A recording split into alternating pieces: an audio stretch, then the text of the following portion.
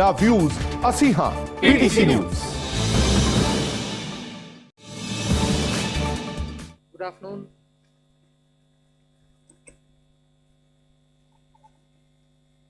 This is the customary press conference that we hold with all the secretaries.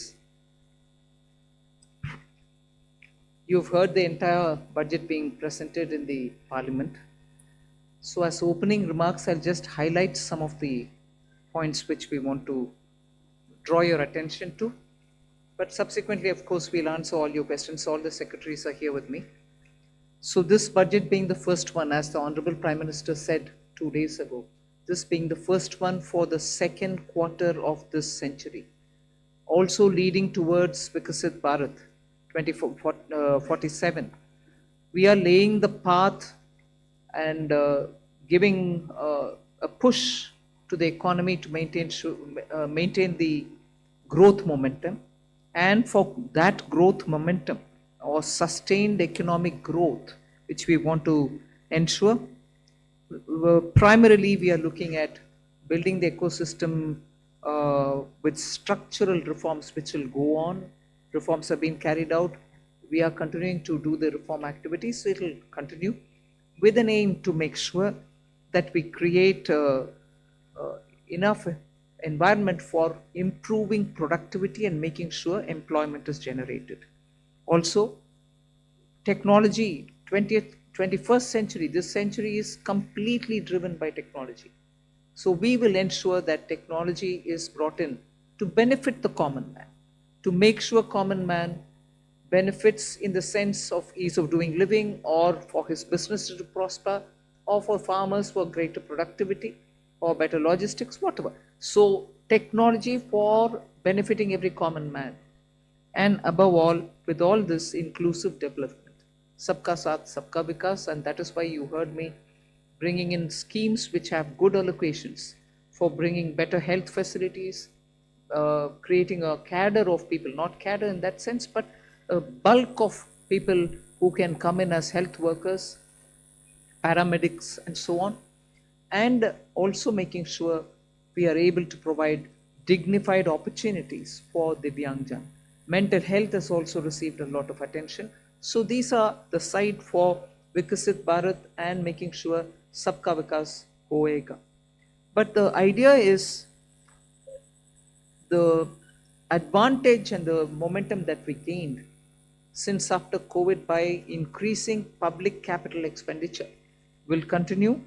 We've announced that 12.2 lakh crores are coming through public expenditure this time. It is 4.4% of the GDP. I'd like you all to please notice that, which is the highest, at least in the last 10 years. It could even be highest if you were to take data earlier. No increment in capital expenditure, sustained fashion, has happened ever before. This one marking 4.4% of the GDP. Then what are the kind of things which will happen through it? You will have dedicated freight corridors. I've named Dankuni in the east, Surat in the west. Then I've also highlighted that 20 new national waterways, not national highways, national waterways are being planned. And again, there those are going to pass through some of the critical mineral areas. Orissa, where the mineral-rich state, you have the waterways taking it to the port, and the two ports have been identified, Paradip and Dhamra. Similarly, we are also making sure that the coastal cargo movements will be enabled through a cargo route, so that through the coastal area we are able to cut down on cost of movement of goods. City economic regions, developing them is a very big new measure that we're coming up with. And for that, an allocation of 5,000 crore per city economic region. Imagine the amount, 5,000 crores in 5 years, 1,000 crore per year per city is being given, and the emphasis is going to be largely on tier 2, tier 3 cities. And then talking of infrastructure further, with the capital expenditure coming with the big number, you're having also the high-speed rail corridors. 7 of them announced.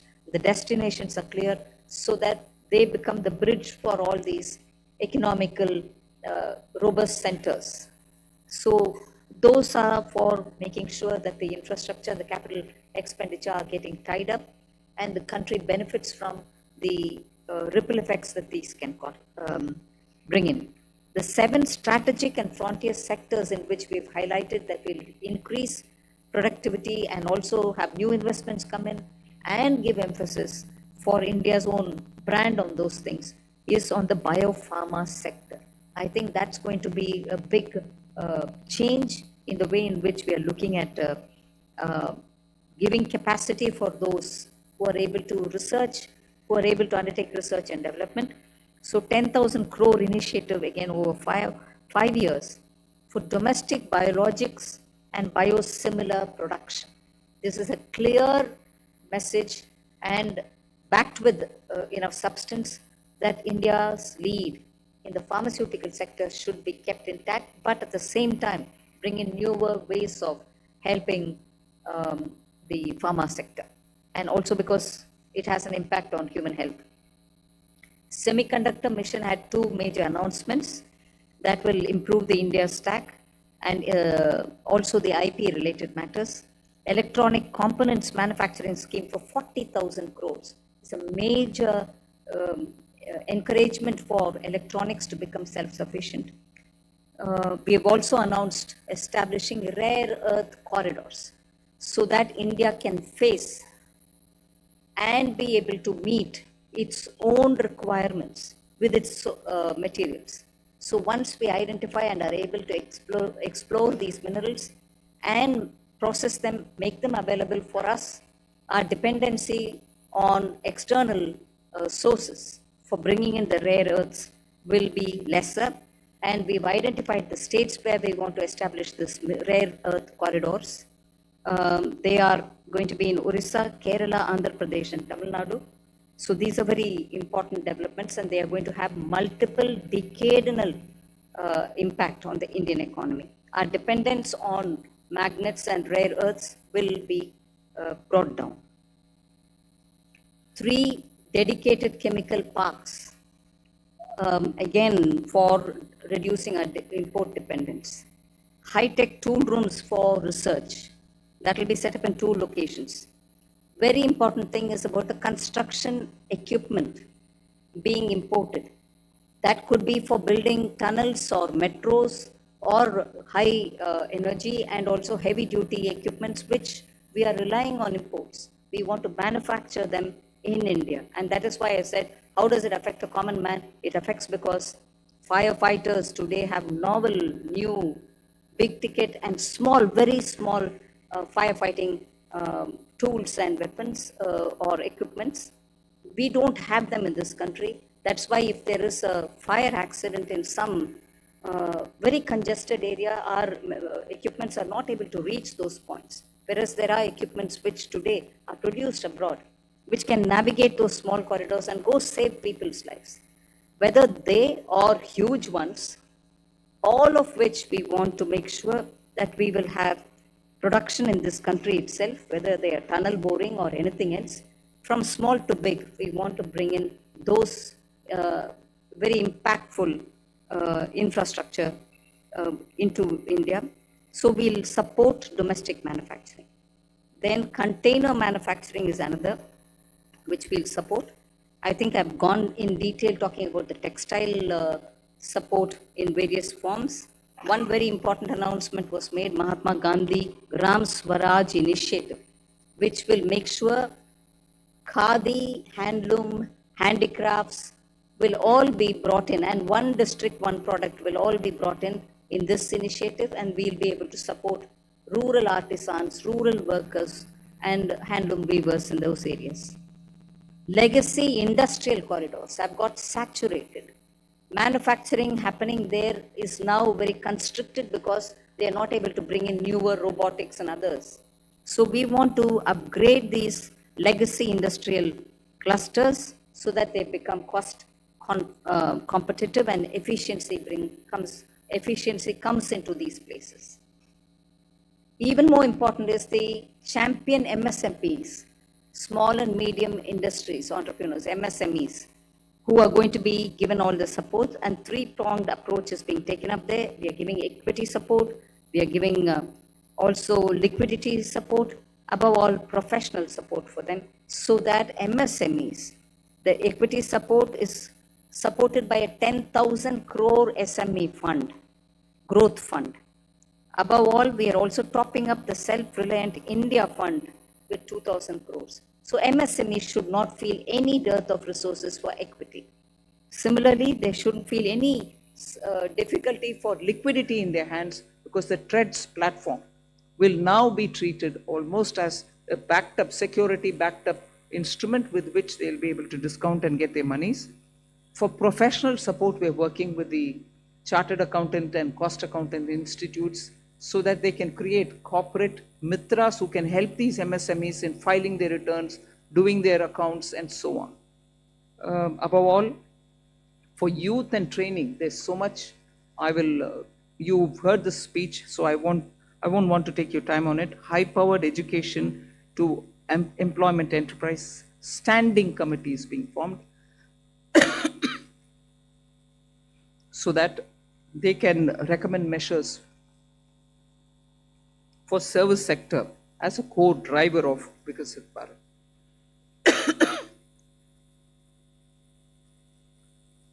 Part B concentrated a lot on tax and related concessions that are being offered. More importantly is the process simplification which has been announced.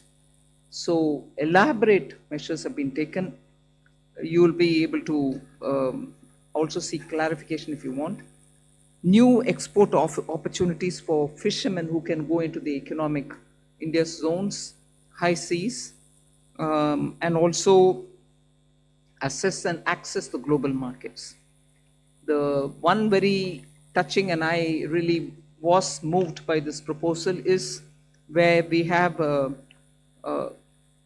identified 17 drugs or medicines which are going to be basic custom duty exempt, which are important for cancer patients. Similarly, 7 more rare diseases are added to the import exemption list of the import duties. Baggage clearance and personal items which you bring in when you travel are all being given enhanced duty-free allowance. Besides that, there are quite a few direct tax and indirect tax proposals. Decriminalizing the penalty proceedings and support to the IT sector are some of the high points. As an opening remark, I'll conclude here. I'm sure you'll be able to ask questions and seek clarification. Thank you for coming. Thank you, ma'am. I'll start this question, taking the questions. First question is 17. 17. Good afternoon, ma'am. Shishir here from Hindu Business Line.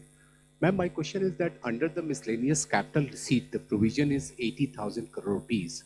And last year, the provision was 47,000 crore, which has been reduced to 37,000 crore rupees now. Does this mean that there will be more equity monetization this year, or there will be more focus on the asset monetization of CPSEs? So you've got it rightly. The intent is that we will have a very strong asset monetization plan in place. Last year, ma'am had announced in the budget that there will be a pipeline prepared, which is being done. So we hope to reap the dividends from that.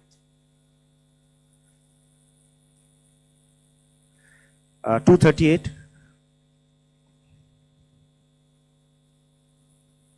Ma'am, Timsi Jaipuria, this side from CNBC TV 18. I just wanted to know the rationale behind the hike in STT in futures and options.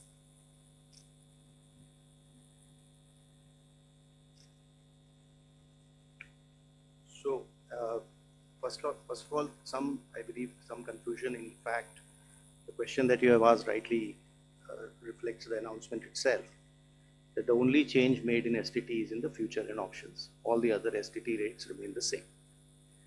The primary objective of raising the tax rates on STT has been that it is felt that when you look at the volume of transactions in futures and options, whether you compare it to the size of GDP or size of the underlying securities market, it is largely in the realm of heavy speculation, which results in losses to small, retail, unsophisticated investors. And the government's intention is to discourage speculative tendencies, and the increase in rate is essentially in that direction. So it is meant to essentially handle the systemic risk in derivative markets. Even after this increase, however, the rates of STT will remain modest compared to the volume of the transactions that is happening there. This is the reason. 54. Ma'am Tarun Sharma from Zee Business. Ma'am आपने पूरा budget जो है वो new emerging sector पे बड़ा focus रखा है। Ma'am मेरा सवाल आपसे दो हैं, यदि आप अलाउ करें। एक, मैम आपने जो एक्साइज ड्यूटी का कैलकुलेशन किया है वो पिछले बजट एस्टिमेट से इस बजट एस्टिमेट में तकरीबन 22% की ग्रोथ देखने को मिली है। दूसरा मैम, जो आपने एमएसएमई के लिए कहा कि जो ट्रांजेक्शन्स होंगे उसके लिए आप एक्सचेंज प्लेटफॉर्म का यूज़ करना होगा, तो क्या मैम ये सीपीएसईज के लिए कंपलसरी होगा जो डिस्काउंट ट्रेडिंग की जो बात है? Thank you. I'll take the second question, ma'am. So, हाँ, ये CPSEs के लिए मैंडेटरी होगा कि discounting as well as non discounted bills दोनों को ही ट्रेड्स पे करना होगा, ताकि वो 45 दिन में भुगतान MSME को कर पाए। और ये हर तरह से चेक कर लिया गया है कि ये हो सकता है। So we want to make CPSEs as pioneers. We hope, like ma'am has said in her speech also, that other corporates will also follow.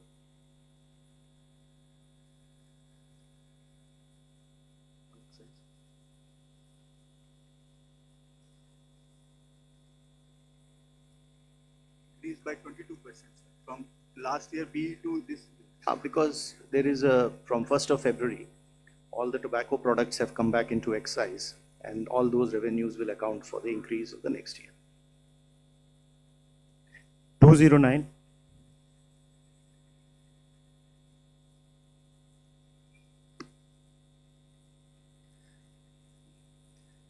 I'm Prakash Predashi from ET now. The budget has announced restructuring of PFC and REC. What will this restructuring look like? And does this also mean that these NBFC will be merged going forward?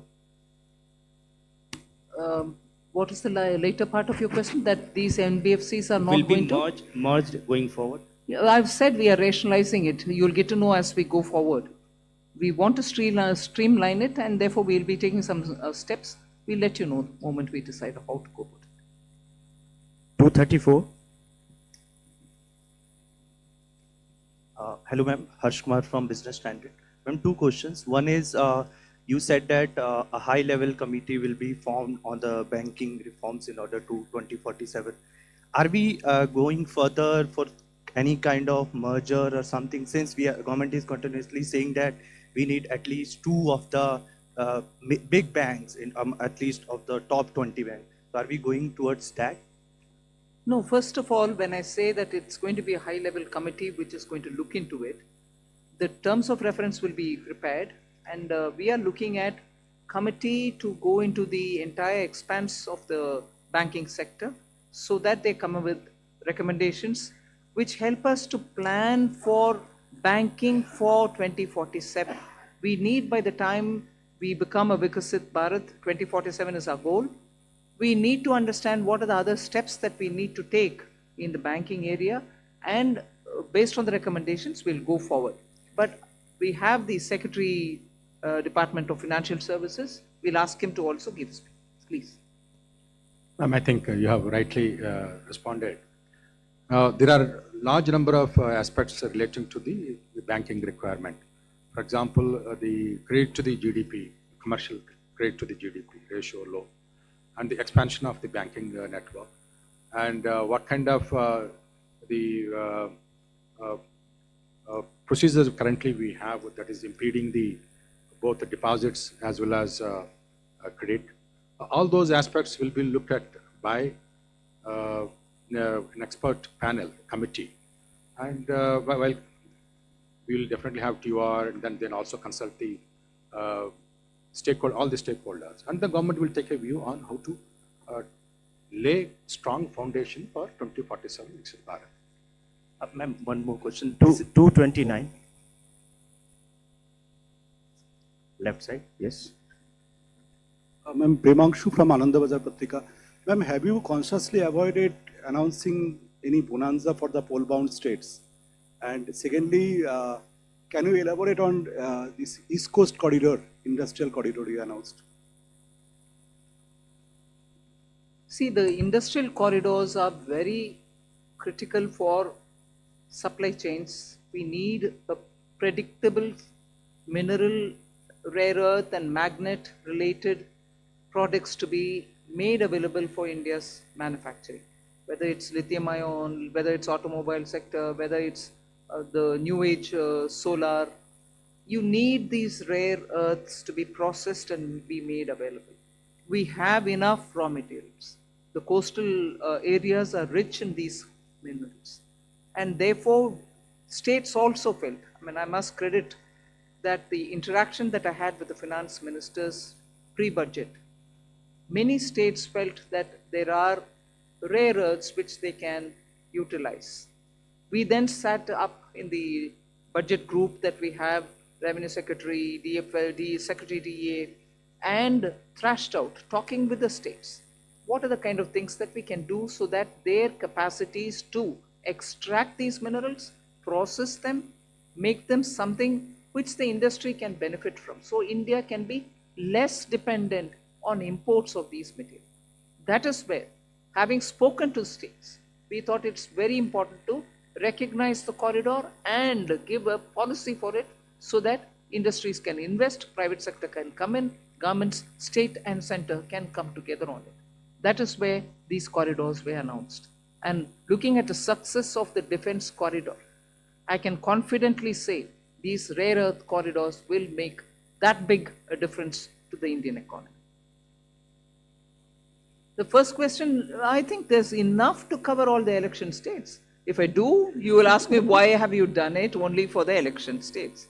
Now I've done it for election and non-election states as well.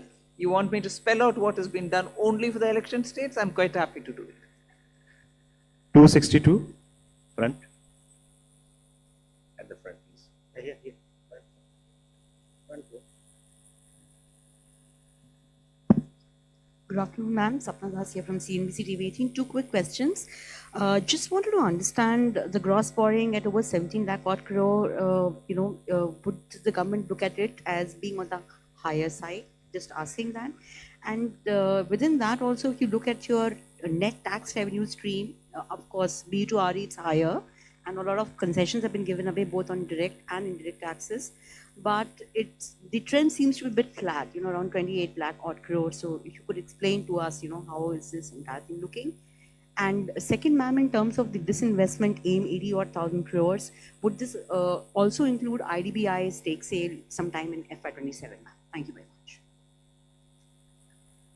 So you've covered a number of secretaries all at one go. So on the borrowings, no, we don't think it's on the higher side because the net market borrowings are in the range of 11.73, which is been plus around that number for the last couple of years. The larger number is because we have 5.5 lakh crores which have to be repaid this year. So to that extent, we don't think that it's a large number. We have a plan how to manage this. And according to that plan, which also gets released from time to time, the markets would also know, as well as all of you. 4. Okay. So on the tax stream, because of some concessions that were given this year, there has been some course correction. But if you look at the next year, the direct tax is growing at 11.4%. and continues to be 3.1% of the GDP. The total collection would be 6.9%. The indirect tax excise is growing very healthily because of the base correction, the base which has got added. Customs too is showing a decent buoyancy. So on the tax revenue, I think we are looking up. And even GST, as you would have seen the collection figures today, after rate rationalization, the buoyancy which we had expected, and in this hall we had discussed about it, you can see that coming back on the tax. Hi, ma'am. Meghna Mittal from Money Control. the fiscal deficit target that you have set for next year from 4.4 to 4.3 is being seen as very, very gradual. Is there a specific reason, or is it because of the global uncertainties as one of the major factors for being such a gradual fiscal consolidation path?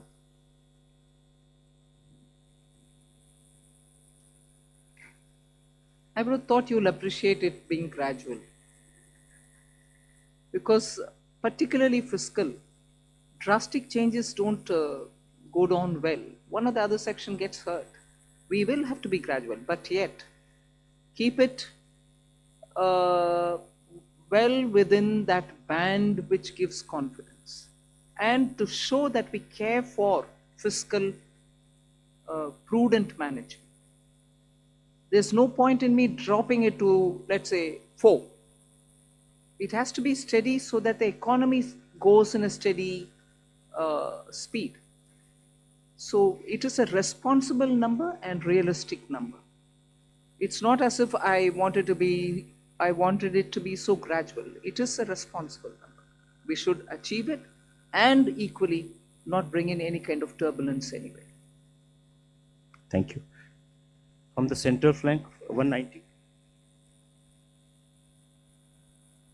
Thank you, and congratulations on a very comprehensive budget. Before you start, I was going to look at PIB and say this side is being ignored. Yes. But good that he called you. Thank Come. you. I'm Aprajita Saxena from CNBC International in Singapore. I'm very curious because you started talking about tech, and I want to ask a question about the ISM 2.0. There are those on the outside who say that India sort of lags when it comes to AI innovation, especially innate innovative LLMs. Is the strategy of ISM 2.0 to sort of become part of the global value chain, or are you more positioning towards India creating its own native LLMs? Thank you. I think Kashmini Vaishnav, the minister, has been speaking extensively about this. There are several aspects of it. We want to be sure that in the semiconductor domain, we have every expertise for all those 5 major chip or modeling or the infrastructure, design, every aspect of it. So he is talking about creating abilities capacities within the country to be able to have that kind of a infrastructure well laid out within the country.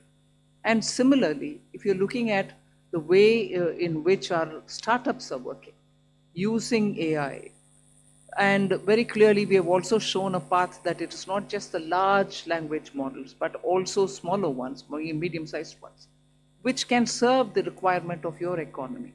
So AI in India, particularly when you have a huge demographic dividend, will have to give us results to ensure that our people have work and also the opportunities are going to be enticing enough for the youth. It cannot replace human efforts.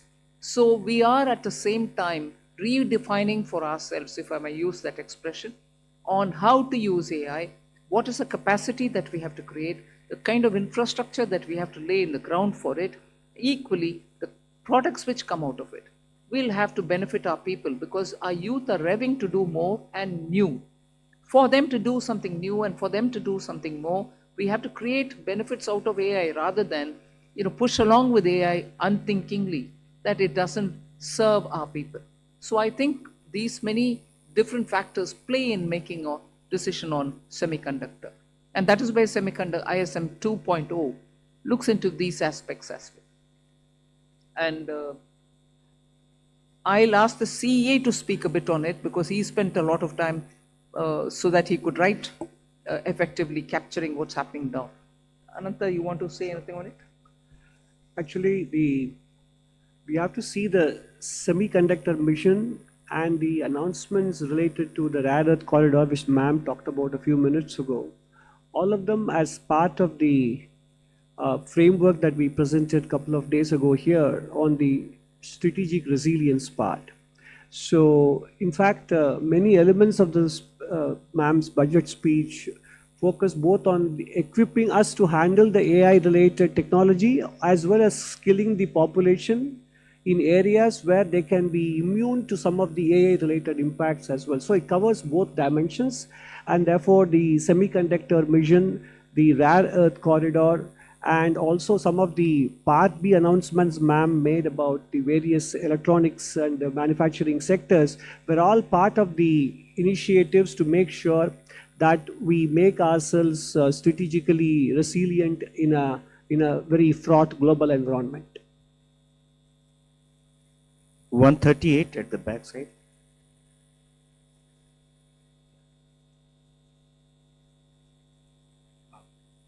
I'm Rishabh,